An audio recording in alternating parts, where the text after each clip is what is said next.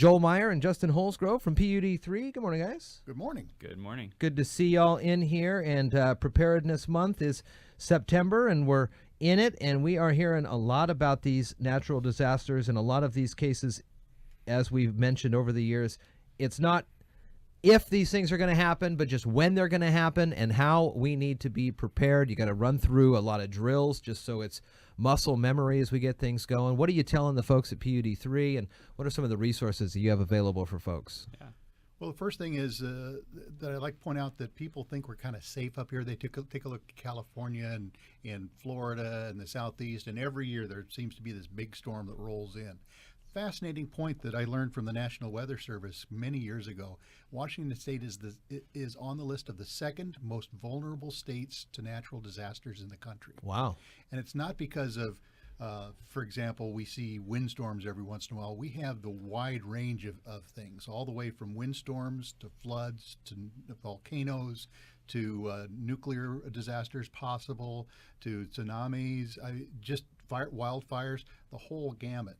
I can't remember what the one thing is that we're missing in this whole thing, but we are really set up for some of the major every 100-year type disasters. Hopefully we don't get them all at once. If that's the case, we're all leaving the planet. Or ever. Or ever. If we're hoping. Let's hope for never. Let's hope for never. But the whole thing is that be prepared. It's really fascinating to see some of the people in Florida and Texas that are coming out unscathed. And, you ask them, well, what did you do? Well, I had everything I needed here in case I had this happen. And so you want to be one of those people. And so there are a couple of things that we're telling people to do. Is the first thing is to develop a disaster plan. Okay. What are you going to do if you hear from iFiber One News Radio that we're having a big storm coming in? Are you ready? Do you have your plan? Do you know where your family's going to be? Have a disaster kit, because the chances are that if we have a really big storm, you may be without power, you may be without water, you may be without other services for 3, 4, 5 days. So you want to be able to have that. Remember the can opener. That's the really important thing. Oh, yeah. Remember the can opener. Be informed. We tell folks that there are a lot of ways they can get information about what's happening with outages, what's happening with the weather, what's happening with traffic, and so forth. Find out those places you can go to get that information and keep it safe. And be ready. We could be right now sitting here waiting for an earthquake or some other disaster that could happen in a moment's notice. So be ready anytime something like that happens.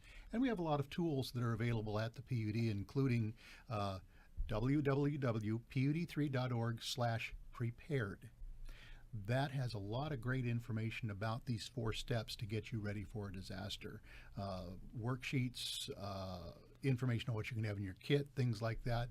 It's a pretty well-written type of document with a lot of resources for you. I've looked over disaster response plans, and you mentioned a long list of potential disasters here.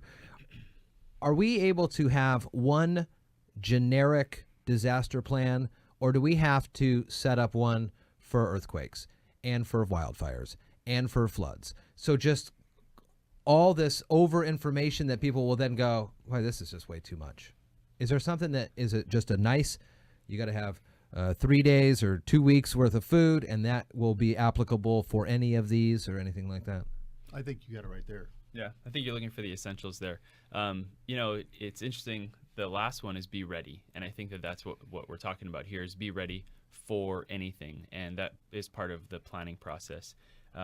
My family has put together a plan and a kit, but we did that when we were a family of 3. Me, my wife, and my first son. Mm-hmm. We're now a family of 5. We have 3 backpacks hanging on the wall in our garage, our go bags, but they're probably full of formula and diapers. Sure. And my boys are well beyond formula and diapers. They'd probably be embarrassed of me mentioning that, but I think part of being ready is being continually ready, and that's something that's on our family's checklist this month to get 2 more bags and to restock them with more appropriate items.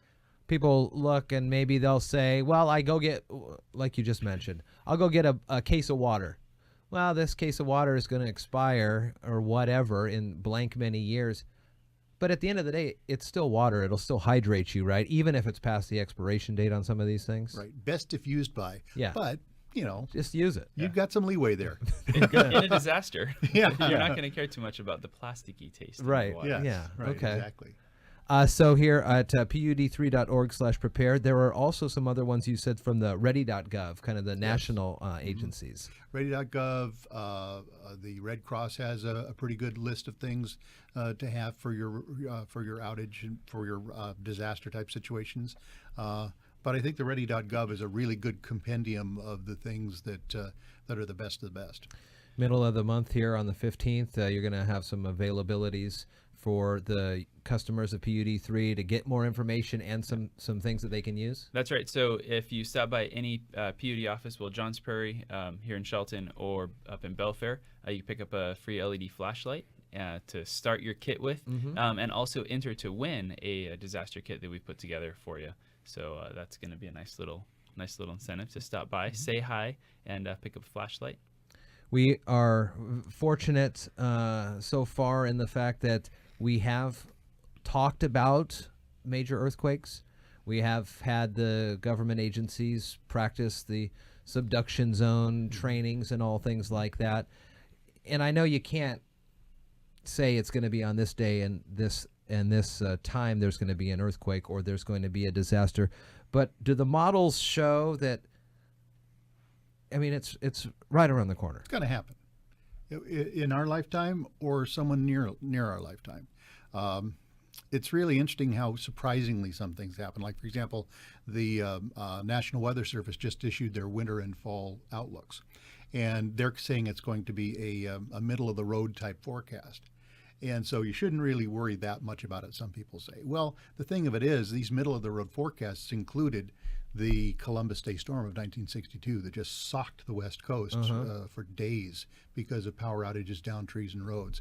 It gave us the 1993 Inauguration Day storm. It gave us Snowmageddon of 2008 and major flooding. So even if you're getting something that says, yeah, it's going to be an okay winter, don't worry about it. It's going to be warmer than normal. It'll be wetter than normal. Don't worry.